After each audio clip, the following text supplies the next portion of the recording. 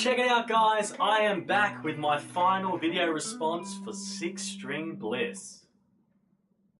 Six String Bliss, a podcast, community, and life-changing event. Some years ago, when most people didn't know what a podcast was, and honestly, neither did I stumbled across my first podcast trying to find out about microphones. I listened to that podcast for about 6 months, but having a passion for guitar, I wondered if there was a guitar podcast. Running a quick internet search landed my browser with Six String Bliss. That's how I found the podcast, but let me put my situation into perspective on podcasts and the internet in general. I've always been a little late to the scene of computing. When people had computers, I simply did not. When people got the internet, I still didn't understand why you would want a computer. When people started getting ADSL and high-speed internet, I was just learning how to use a computer properly. When I found out about the Bliss, I was still on dial-up. Sad, huh? For a long time, the only way I learnt about guitar was through physical guitar lessons, and I didn't take a lot. It wasn't until I got my own computer and the internet that I realised how much information was out there and how a small group of people with a common interest could change your perspective, education, and life. I started listening to Six String Bliss around the late 30s or early 40s episodes and thought it was the best thing since electric guitar. It was just two dudes talking guitar and it was fantastic. It really opened my world on what the internet had to offer and broadened my horizons on guitar in general. I listened to the podcast religiously. I would download the episodes each week, run them through a Wave audio editor, bring the levels up, then split into 10-minute segments so I could find my place if I couldn't listen to the episodes all the way through on my daily drive. Or if I was lucky, I could transfer the episodes to my Creative MP3 player and listen that night when I went to bed. The most important and life-changing aspect of the podcast is the community. I was listening to the podcast for a long time before I joined the forum due to bad experiences on other guitar forums. But the Bliss forum is different. There's no BS. No one to shoot you down because you like a genre of music or prefer Fender over Gibson. It's a supportive community that brings nothing but the passion we all seek for playing the guitar. I've made a lot of good friends who I've never met, gained the self-motivation to record a guitar track, and have had the privilege to have my track played on an album. The Bliss has played my own music on a podcast, played my recorded segments, and used my handmade effects as part of their signature sound.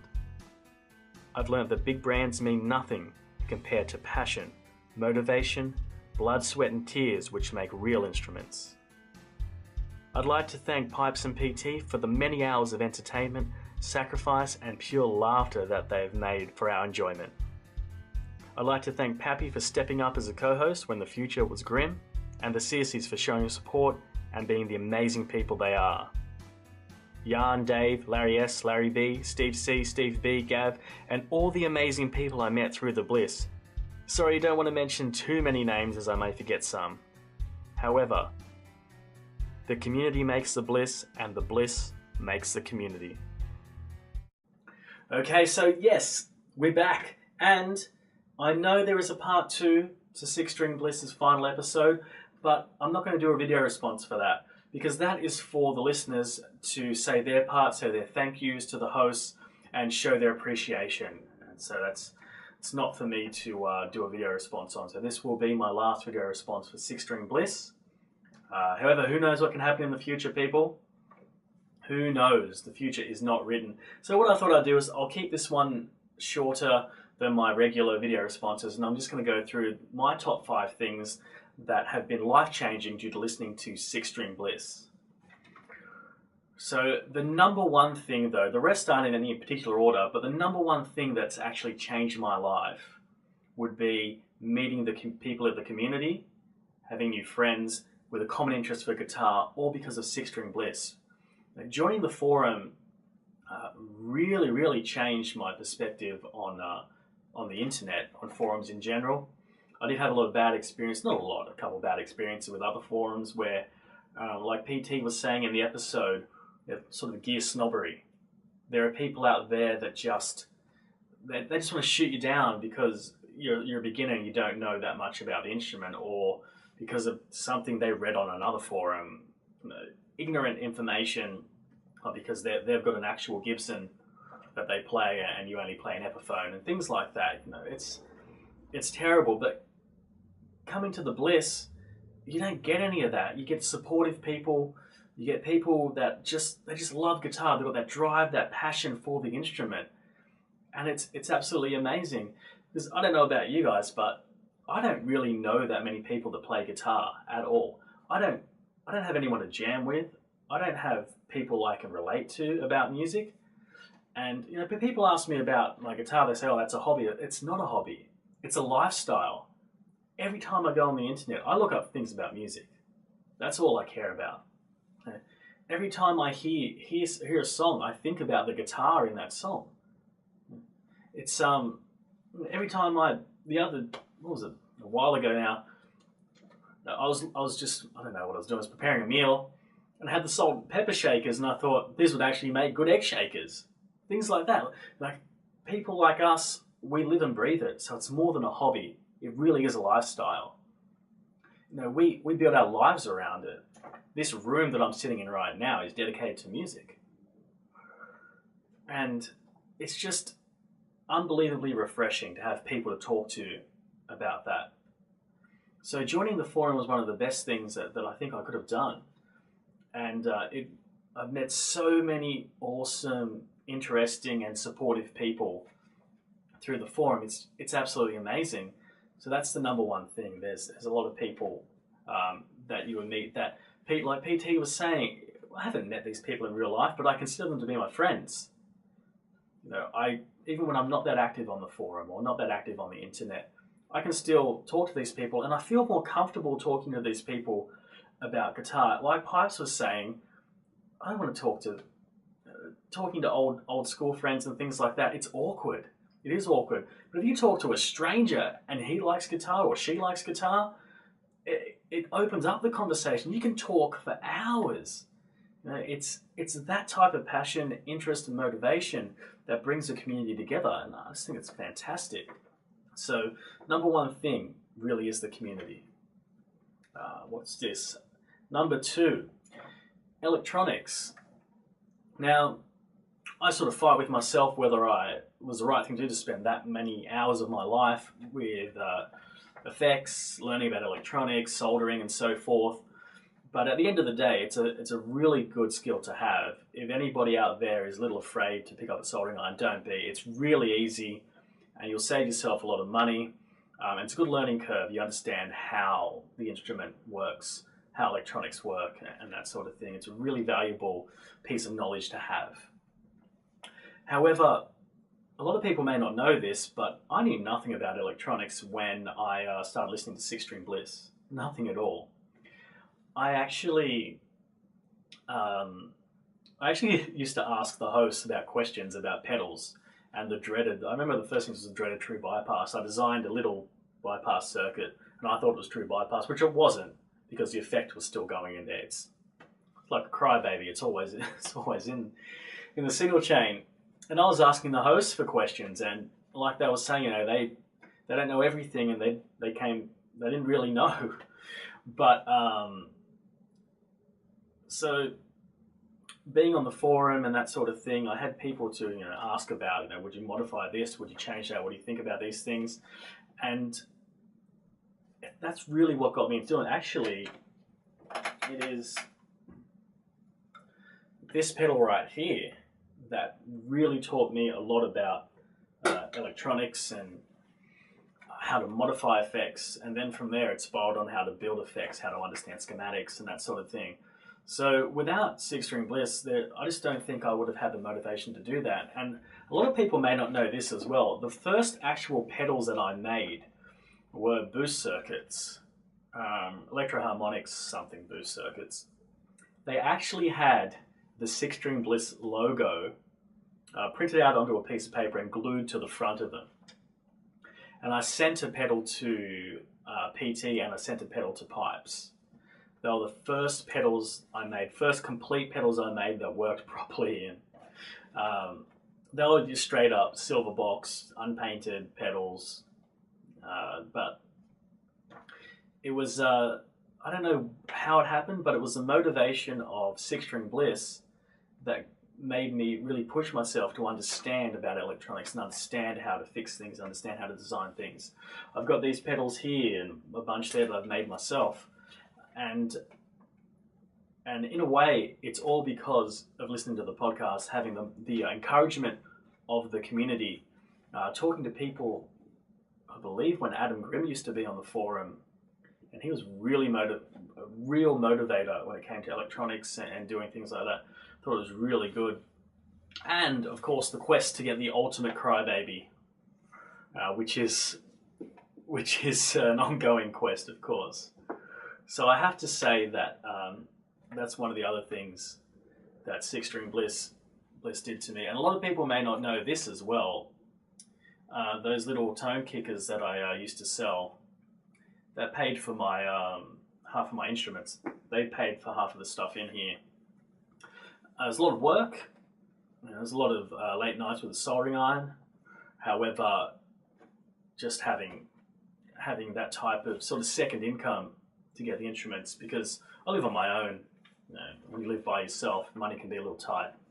So without that, I wouldn't have half of this stuff here.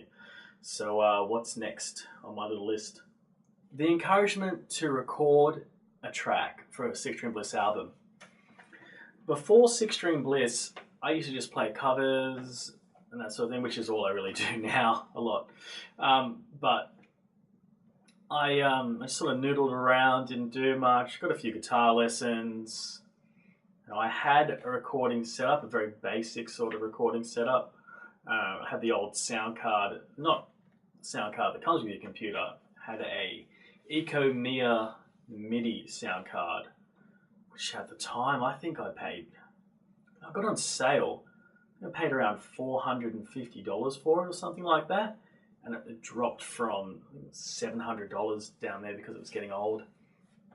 And into a Behringer mixer. I had all these cables going into the back of my computer, which was like a Dell computer, Dell desktop. And the most I did, I recorded a few original songs, which weren't very good at all. But after recording that, unless I didn't even know how to put it out there on the internet properly or how to get people to listen to it, having the opportunity to be part of a Six String Bliss album was a huge motivator for me. The first song that I was on there was when I did the song for What the Fuzz, so Van Halen cover, Ain't Talking About Love, which I changed to I'm Talking About Fuzz. It was a bit of a parody because I changed the lyrics. And again, with the help from people of the community, I built my own fuzz pedal and recorded that actual fuzz pedal in the What the Fuzz album for my track. So, which that fuzz pedal has a home now at Pappy's place. And yeah, just having the motivation to do that and an audience that would listen to it, people to give you feedback, people to be positive, people to encourage you. That's a real life-changing event, because I don't think I would have done anything like that at all either. I did a few tracks with some people that I met through YouTube, but YouTube's a bit funny sometimes. So I guess I'm not really sure what else. Most of my top 5 are the same as the hosts, but I've got a lot more respect for musicians. I've got a lot more respect for people who like other instruments as well, because I'll admit it, I was one of those people that, you gotta like Fender, it's a big brand, you gotta like this. But now I couldn't care less about having a big branded instrument. I couldn't care less at all. I don't have any big brand. I've got Ibanez guitars, but I don't have any really big top sort of bragging rights brand instruments. Because I just don't care about that anymore. I understand what goes into making something that's this part of your signal chain of your guitar. Making these pedals, Okay, we're back. My camera died, so I'm using my other camera. Let's hope that this thing turns out and you can actually hear me. So I'll talk a little louder And anyway, as I was saying, knowing what goes into making an effects pedal, an amplifier, a guitar, and getting that personal with it, it's a rewarding experience. And I'm not a gear snob, not at all, because I don't have really high-end gear, but I do understand boutique makers and that sort of thing and what goes into it. I'm on the fence about boutique pedal makers because half of them are much like me and don't know what they're talking about, but it's just, rather than getting big brands and that sort of thing and just getting caught up in that sort of stuff, who cares? Just get an instrument that you love and you want to play. Doesn't matter what brand it is. But if you get something, you're lucky enough, like me, to have something that's handmade, it just exceeds far beyond every other, everything else you can imagine. Yeah, but that's just to me, and I'm sure we all have different perspectives. But I do understand that. So, on to my final thing, which I will get up. Pull this off the wall. My Benford Custom. This guitar here really represents Six String Bliss. This is to me, I mean, as I get older, there are different things I like and that sort of stuff, but this is one of the things I've got is as good as it gets. It's how I wanted a guitar to be made. And I'm so privileged and so lucky to have something with the Benford logo on it. It's it's just a real honor to have this guitar.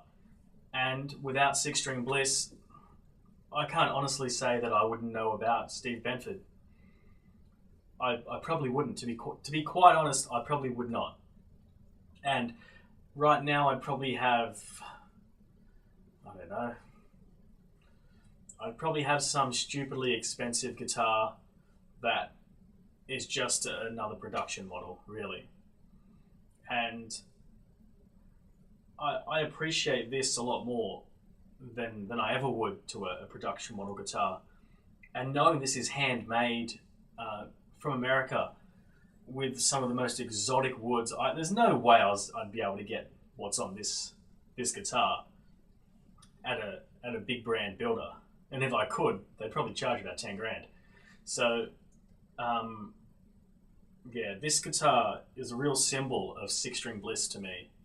It really is. It's something that makes me happy and makes me appreciate what the guys have done who host the podcast, because it's a bit hard to put into words how much owning this guitar means to me as a guitar player. So anyway, I'll just cut it at that because my cameras seem to be dying anyway. But guys, thanks again to everybody at Six String Bliss, the hosts, the staff, the community. I really appreciate everything that everyone has done who has been involved in Six String Bliss. I appreciate all the conversations that we've had on the forum, on Google whatever, Facebook, and so forth. And it really is, or really has been, a life-changing event. So guys, let's keep the forum, or at least let's keep the community going in some way, shape, or form.